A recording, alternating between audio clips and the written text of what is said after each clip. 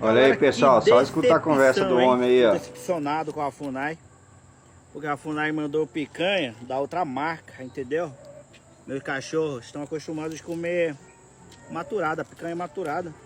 Aí a FUNAI inventou de mandar picanha. Tá vendo aí, pessoal? Quem não sabe, picanha isso aí Friboi, é o da aldeia, entendeu? um indígena bem famoso não sei se aí. meus cachorros vão comer, vão da gostar hora de ele. comer picanha Friboi, entendeu?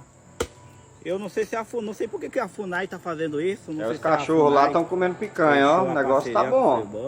Eu não sei, pô. Até porque a FUNAI não precisa de parceria, não precisava de parceria, entendeu?